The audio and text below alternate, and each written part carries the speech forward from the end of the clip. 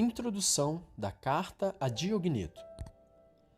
Um pagão culto, desejoso de conhecer melhor a nova religião que se espalhava pelas províncias do Império Romano, impressionado pela maneira como os cristãos desprezavam o mundo, a morte e os deuses pagãos, pelo amor com que se amavam, queria saber que Deus era aquele em que confiavam e que gênero de culto lhe prestavam, de onde vinha aquela raça nova e por que razões aparecera na história tão tarde.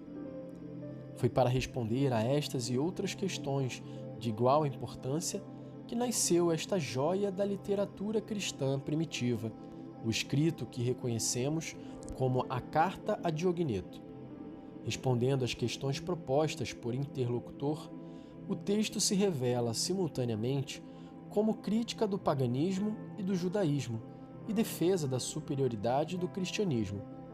Tudo isso num estilo aprimorado, elegante, de maestria no manejo dos elementos retóricos. Infelizmente, permanecem muitas dúvidas em torno deste documento. Elementos importantes que ajudam a determinar e caracterizar uma obra, tais como autor, data e local da composição, destinatário e a própria integridade do manuscrito, ficam na sombra. Nem mesmo o título é seguro. Alguns julgam que seja um discurso ou uma apologia, menos uma carta. Devido à indefinição do autor e da data de composição, alguns a colocam entre os padres apostólicos ou outros entre os apologistas. De qualquer maneira, trata-se de um documento de primeira grandeza sobre a vida cristã primitiva que merece ser colocado entre as obras mais brilhantes da literatura cristã. Este texto nunca foi mencionado na Antiguidade ou na Idade Média. Permaneceu longos séculos em silêncio, ignorado. Encontrado casualmente por Tomás de Arezzo, em Constantinopla, em 1436, junto a um punhado de manuscritos contendo 22 títulos de textos apologéticos. 5 deles estavam catalogados sob o nome de Justino.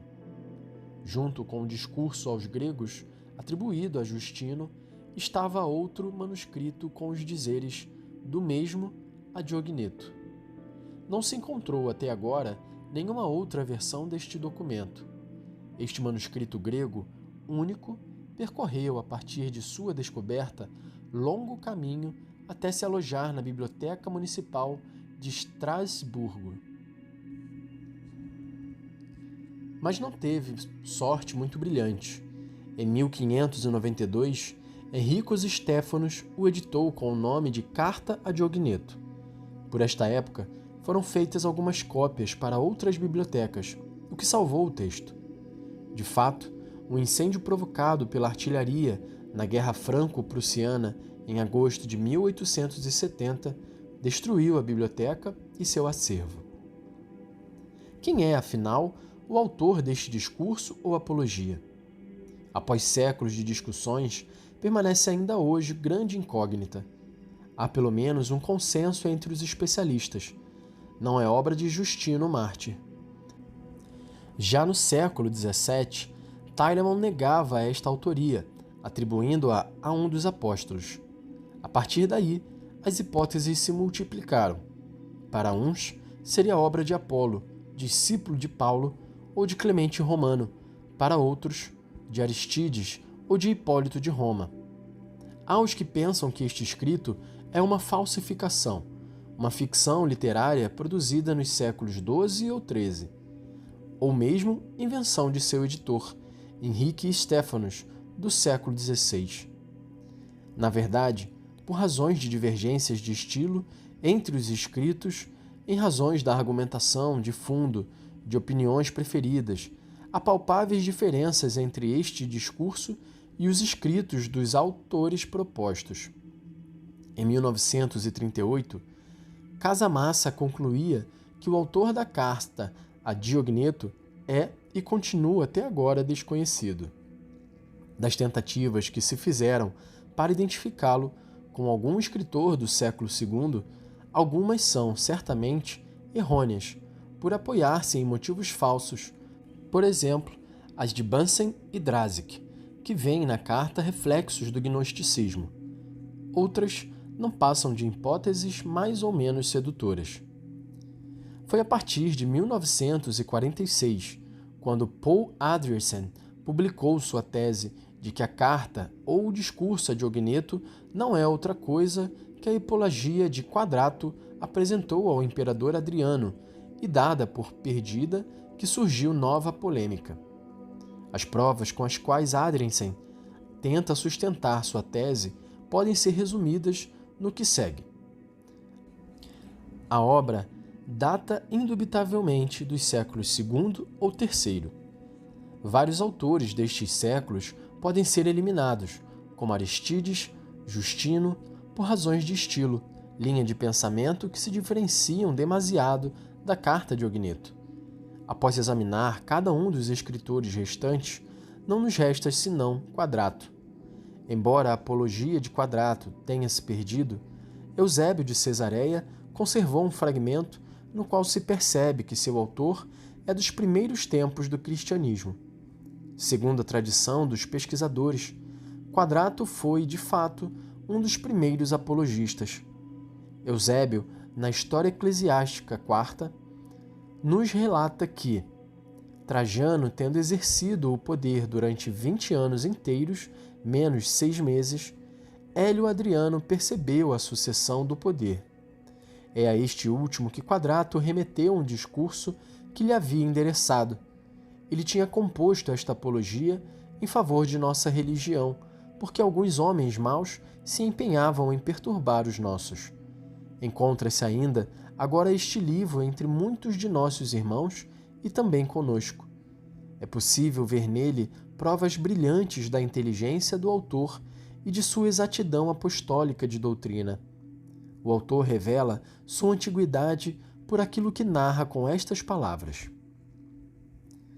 Em Diogneto, há uma lacuna entre os parágrafos 6º e 7º do capítulo 7, na qual se encaixaria perfeitamente o fragmento da Apologia, porquanto a matéria do fragmento contém o assunto que deveria ser tratado na parte perdida de Diogneto 7.7.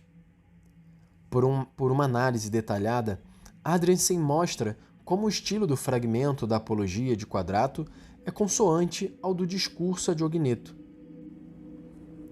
Por outra parte, sabemos de Quadrato por Eusébio, Jerônimo, Fócio, pelo Martirológio de Beda e pela carta apócrifa de São Tiago, dirigida a ele, concorda com o conteúdo da carta a Diogneto.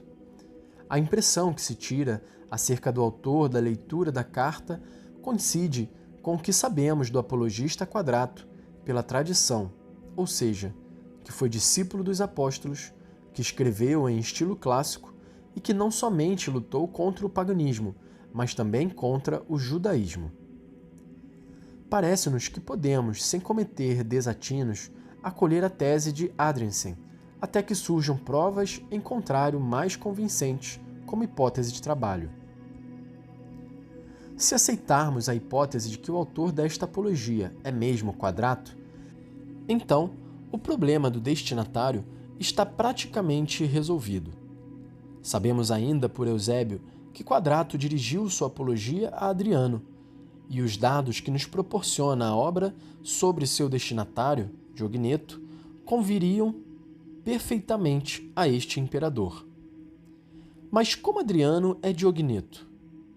Além de nome próprio, Diogneto é também título honorífico dos príncipes e ficava muito bem aplicado a Adriano, por seu caráter, seu estilo de vida, viajor, iniciado nos mistérios de Eleusis, elevado, portanto, à raça dos deuses. O nome ocorria com frequência em Atenas entre os arcontes. Adriano era ali arconte desde 112 d.C.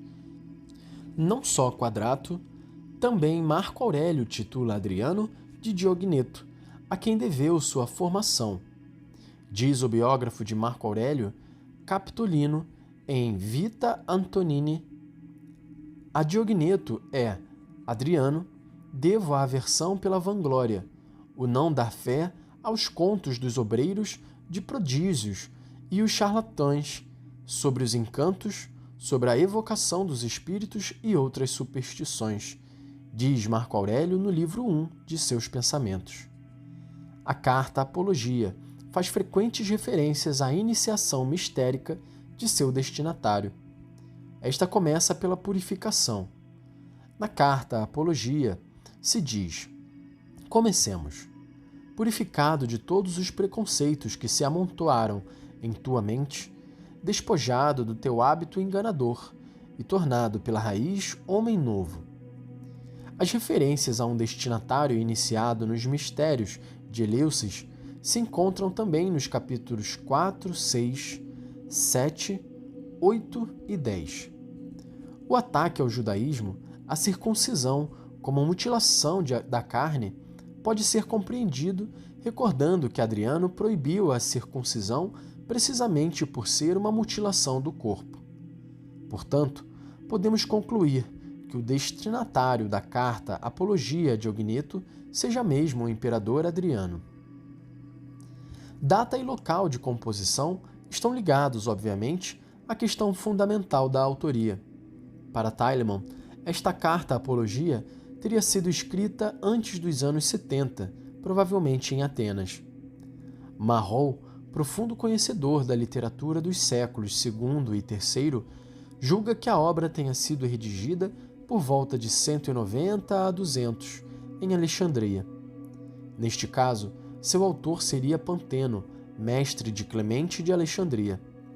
Acolhendo a tese de Paul Adriansen de que o autor é Quadrato e Diogneto é Adriano, a carta Apologia teria sido redigida por volta de 120 em Atenas.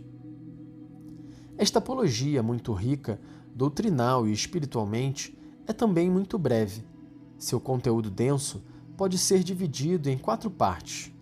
Não falaremos em capítulos, mas em parágrafos. Após um exórdio, os parágrafos 1º a 4º formam uma primeira parte. Os parágrafos 5 e 6, a segunda parte. Os parágrafos 7 a 10, a terceira parte. E, finalmente, os parágrafos 11 e 12, uma grande conclusão. O exórdio, parágrafo 1º, enuncia claramente as questões que o interlocutor, Diogneto Adriano, levanta aos cristãos.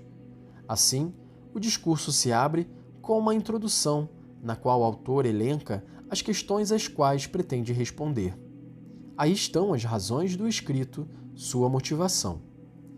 Nos parágrafos 2º a 4º, primeira parte, o autor refuta a idolatria e a prática ritualística dos judeus. Positivamente, mostra a superioridade do cristianismo em relação ao paganismo e ao judaísmo.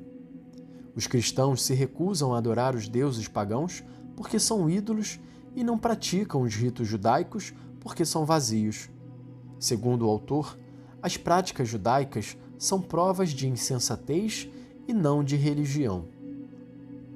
Nos parágrafos 5º e 6º, encontra-se a parte positiva dos mistérios cristãos. Aqui se descreve a vida concreta dos cristãos, o testemunho de amor, o papel deles no mundo, como reagem às provocações, ao desdém. No parágrafo 6º está o núcleo, o essencial da exposição. O que a alma é para o corpo, o cristão é para o mundo. Assim, os cristãos desempenham no mundo a mesma função que a alma desempenha no corpo. Nos parágrafos 7º e 8º, o autor expõe a origem divina da fé cristã, a transcendência, a revelação, a economia da salvação, incluindo a encarnação do Verbo e seu sacrifício redentor. Esta terceira parte é propriamente uma catequese sobre a essência da nova religião. Se esta revelação tardou a se dar, foi porque Deus quis mostrar, de um lado, a impotência radical do homem e, de outro, sua longanimidade. No parágrafo 10º, uma espécie de conclusão desta catequese, o autor exorta seu interlocutor a aceitar a fé cristã, como deve proceder para isso e quais frutos lhe advirão. A última parte, parágrafos 11 e 12, desenvolve o discurso sobre o Verbo e como o homem pode se tornar discípulo deste Verbo, adquirindo a verdadeira ciência.